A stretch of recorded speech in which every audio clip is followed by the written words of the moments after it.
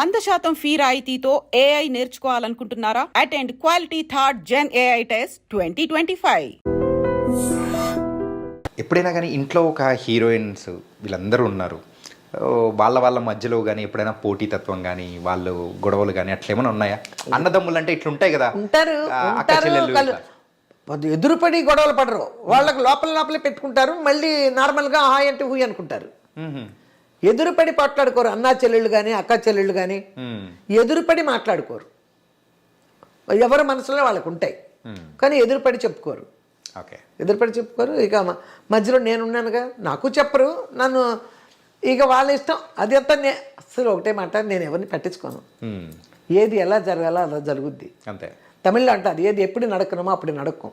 తమిళ్ ఎంత బాగా మాట్లాడుతున్నారు. చాలా సంవత్సరాలు ఉన్నాగా చదువుతాను నేను. తమిళ్ చదువుతారు? రాయను చదువుతా. ఓకే. రాయడం రాదు, చదువుతాను. పేపర్లు అయినా మన పత్రాలు కూడా అవి కూడా చదవగలను. అనర్గళంగా మాట్లాడుతున్నారు. అనర్గళంగా మాట్లాడగలను తమిళ్. ఏమీ మాట్లాడుకోకుండా పైకి రావడం అనేది పిల్లలు పెట్టుకో, అదేం చిన్న విషయం కాదు.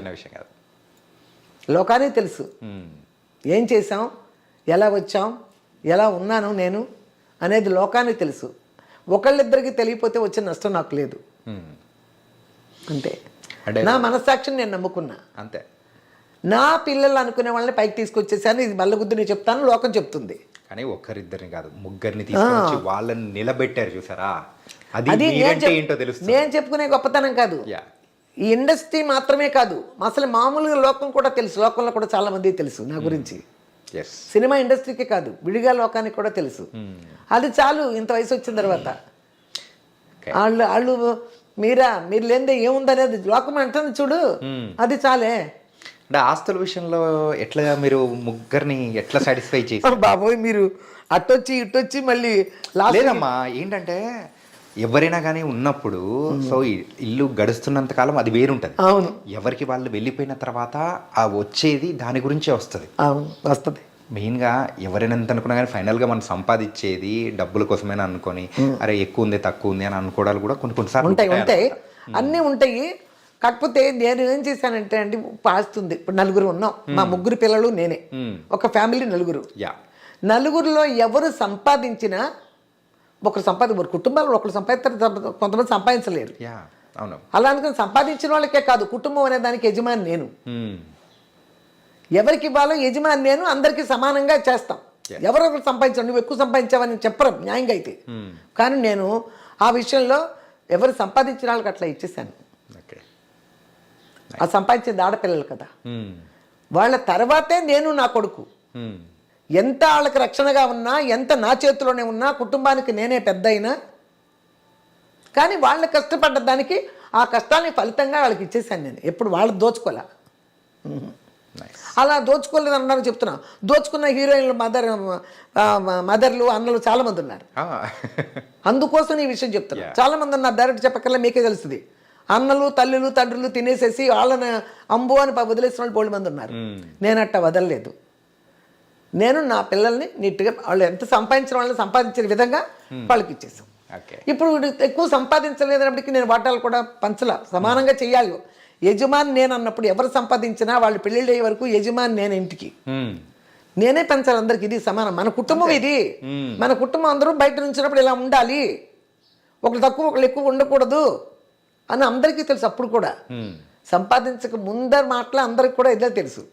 సంపాదించిన తర్వాత వాళ్ళ మనసులో ఏమైనా వస్తాయి అనుకో, వాళ్ళ మనసులోకి వచ్చేదాకా నేనెందుకు, నేను ఎవరెవరు ఎలా సంపాదించారో అట్లా చేసేసి అలాగే ఉన్నారు. ఇప్పుడు లోకానికి తెలుసు కదా వాళ్ళు ఎలా ఉన్నారు అనేది తెలుసు కదా, అంతే. విజయ్ గారు కానీ ఈరోజు ఇండస్ట్రీ వైజ్ మంచిగా చేసుకుంటూ వెళ్తున్నారు.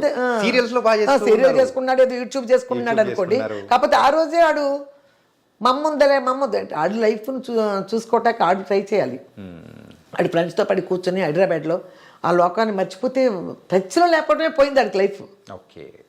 టచ్లో లేకపోవటం పోయింది. లేకపోతే చిన్న విషయం కాదు సినిమాలు రావడం అనేది. దాన్ని నిలబెట్టుకోవడం పెద్ద విషయం. అవకాశం ఎవరికైనా వస్తుంది, వచ్చిన తర్వాత దాన్ని నిలబెట్టుకోవాలి కదా. అవకాశం ఎవరికైనా వస్తుంది. ఇప్పుడు నా కూతుళ్ళకి వస్తుంది అవకాశం, వచ్చిన దాన్ని ఎక్కడ అక్కడ మాట్లాడుకుంటూ, ఎక్కడ రెమ్యునరేషన్ మాట్లాడుకుంటూ అన్నీ చేసేది చెయ్యాలిగా. వాళ్ళ వల్ల ఏం అవ్వదు కదా. అది ఆడపిల్లలు కాబట్టి నేను, మగపిల్లాడికి అది నేను చేయలేకపోయాను. అక్కడ విజయ్ గారు కొంచెం తగ్గిపోయాడు.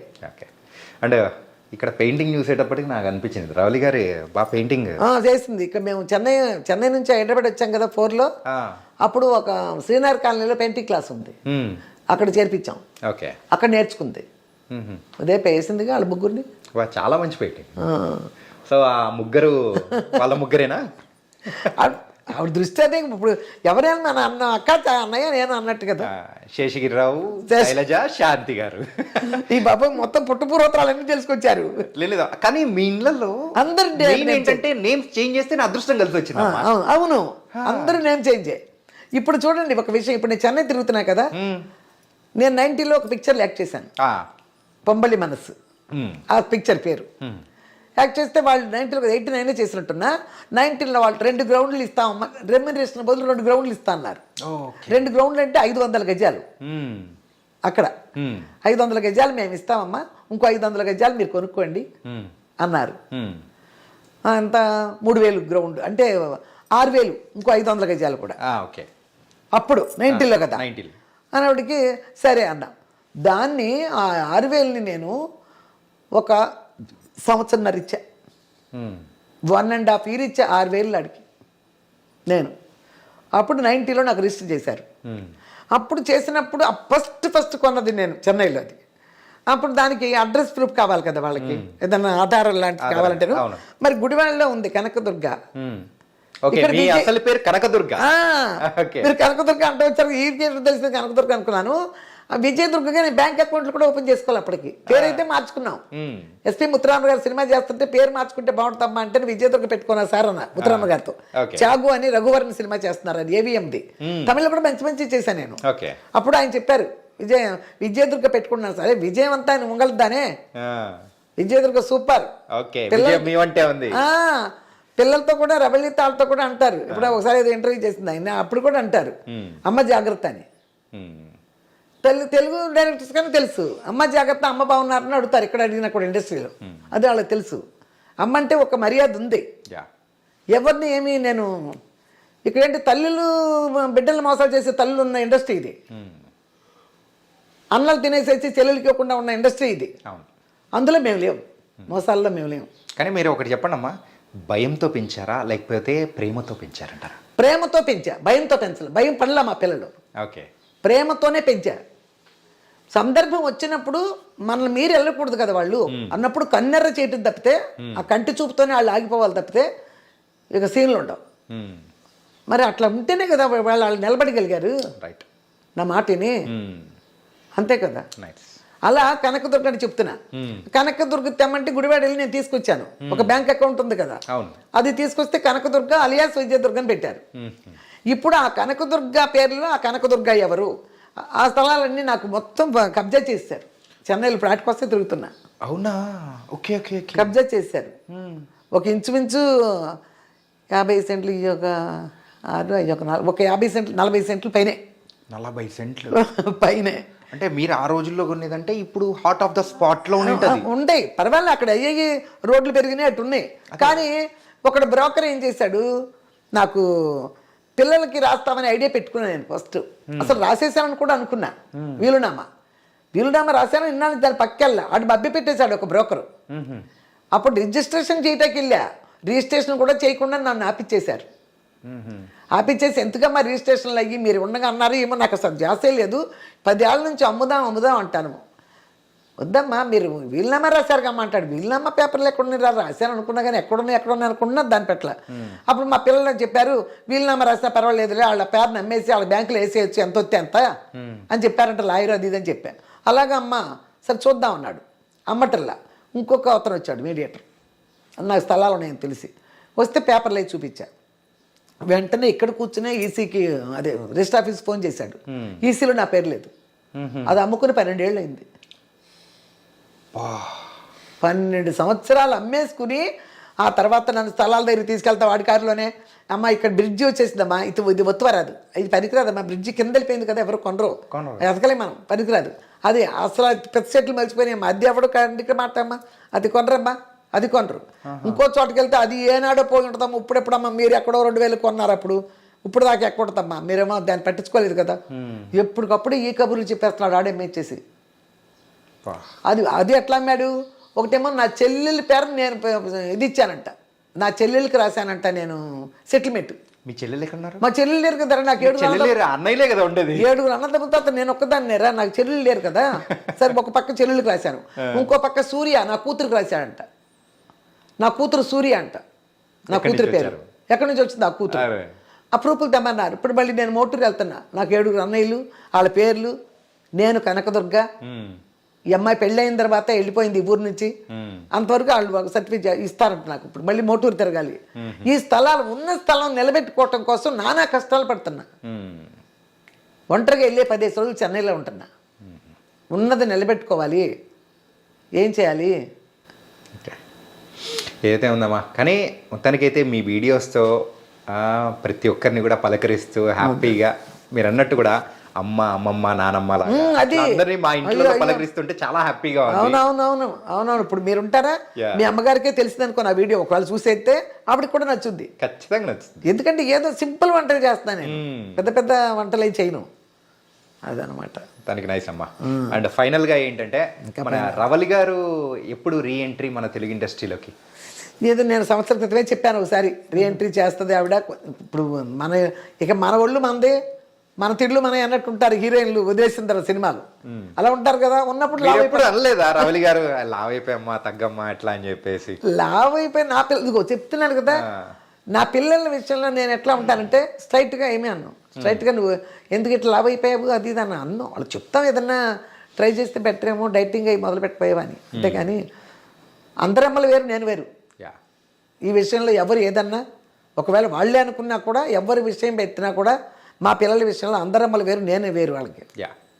అంతే నేను గట్టిగా చెప్పగలను. అది నేను ఏది ఎదురుపడి ఒక మాట కూడా అవసరం వాళ్ళకి తెలియదు. వయసులో వచ్చిన వాళ్ళకి, చిన్నపిల్లలు కాదు. అప్పుడు నా చేతుల్లో పెట్టి పెంచా, ఇప్పుడు ఎందుకు? ఇప్పుడు వాళ్ళు, వాళ్ళ భర్తలు, వాళ్ళ పిల్లలు, వాళ్ళ కుటుంబం, వాళ్ళ స్టేటస్ వేరు. ఇక వాళ్ళ మాటల మీద వాళ్ళు ఉంటారు, కానీ అసలు నా మాట అనేది వాళ్ళకి జుజుపి. ఎందుకంటే వాళ్ళ ఫ్యామిలీలు కదా, వాళ్ళ ఫ్యామిలీలు, వాళ్ళ భర్త, వాళ్ళ పిల్లలు, వాళ్ళ కుటుంబం, వాళ్ళ పిల్లల చదువులు, వాళ్ళ సంపాదనలు అన్నీ ఉంటాయి. అవన్నీ నా మైండ్లో కూడా రావు. నైస్ మా. మొత్తానికైతే హ్యాపీగా ఇంకా మంచి మంచి వంటలు, బ్యాచిలర్స్ అందరూ బాగా నేర్చుకునేటట్టు మీ మంచి మాటలు అన్ని చెప్తూ ఇట్లా ఇంకా మంచిగా చేయాలి. అదే ఇప్పుడు తిరుగుతున్నాను కదా చెన్నై, నేను అక్కడ ఛానల్ వాళ్ళు అడుగుతున్నారు, తమిళ చేయండి అమ్మా, బాగా మాట్లాడుతున్నారు మీరు, మీ వంటలు, మీ సింపుల్ వంటలు నేర్చుకుంటారు మా తమిళనాడు చేయండి అన్నారు. అది కూడా ట్రై చేస్తున్నా, చేద్దాం. అవి కూడా ఒక 4 రోజులు అవి కూడా చేస్తాను నెలకి. నిజంగా చాలా బాగా జరిగింది. అండ్ మాకు ఈ అవకాశం ఇచ్చినందుకు నిజంగా thank you, really thank you so much. చాలా అయ్యా, చాలా మంది అడిగిన దానికంటే కూడా ఎక్కువ లోపల నుంచి కూడా విషయాలు తీసుకొచ్చి అడిగారు. అందుకని నేను చూడగానే చెప్పాక మీకు ఇంటర్వ్యూలు చూస్తున్నాను నేను. అదే నిఖిల్ ఎక్కువ చూసా, ఈ బిగ్ బాస్ దగ్గర నుంచి వచ్చిన దగ్గర నుంచి నిఖిల్ బాగా చూస్తున్నాను. అందుకని ఇక అబ్బాయి అంటే, ఎందుకంటే ఈ బాగా మంచోడు అనేది నేను, నాకు పరిచయం లేదు, హరితకు పరిచయమే, నాకు పరిచయం లేదు. కాకపోతే నచ్చాడు అబ్బాయి. బిగ్ బాస్ నిఖిల్ అంటే మీకు బాగా ఇష్టం? బిగ్ బాస్ నిఖిల్ అంటే బాగా ఇష్టం. మంచి ఆటగాడు, డాన్స్ బాగా డాన్స్ చేస్తాడు. వాళ్ళ రీల్స్ కూడా ఉన్నాయి కదా అబ్బాయి. నేను అసలు రాత్రిపూట మంచం ఎక్కారంటే యూట్యూబ్ ఆన్ చేస్తే వాళ్ళయ్యే చూస్తా, వాళ్ళిద్దరి. అదో పిచ్చి అయిపోయింది నాకు, వాళ్ళిద్దరే చూస్తా. నిఖిల్, కావ్యయే సాంగ్స్ వస్తాయి కదా రీల్స్, అన్ని బాగా ఇష్టం నాకు. ఏదో ఆ భగవంతుడి వల్ల ఈ వీడియో మూలక వాళ్ళిద్దరు కలిస్తే బాగుంటుంది. కలుస్తారు, ఖచ్చితంగా కలుస్తారు. మీకు కూడా సర్ప్రైజ్ ఇమ్మని చెప్పేసి నేను కూడా చెప్తాను. ఓకే. చాలా బాగా ఇష్టం. ఆ అమ్మాయి మంచిదే, అబ్బాయి మంచోడే. ఉంటారు మధ్యలో, మరి పెద్దవాళ్ళు ఉన్నప్పుడు సర్దుకుంటా ఉంటారు. అర్థం చేసుకోవచ్చుగా అన్నాడు, నా భలే వచ్చింది. అబ్బాయి చెప్పాడు కదా లవ్ గురించి మ్యాటర్ వచ్చింది కదా అందరికి, నాది వల్లనే తప్పు ఉంది, అర్థం చేసుకోవచ్చుగా అన్నాడు. అదే మా ఇంటర్వ్యూలోనే చెప్పాడు కదా, అక్కడ బిగ్ బాస్ లో కూడా చెప్పారు. బిగ్ బాస్ లో చెప్పాడు కదా, ఇలా తప్పుంది, నాకు తనే కావాలన్నాడు, అర్థం చేసుకోవచ్చుగా అన్నాడు కదా. అందరూ కనిపోయారు తెలుసా. ఇప్పుడు మీరు కూడా అన్నారు కదా, అందరూ బయట ఉన్న వాళ్ళు కూడా అట్లా అయిపోయింది అందరి మనసుల్లో. కానీ ఇది పెద్ద మ్యాటర్ అయిపోయింది వాళ్ళిద్దరిది, ఎక్కడ చూసినా ఆ మ్యాటరే. దానికి నైస్ మా. Thank you so much. Okay thank you.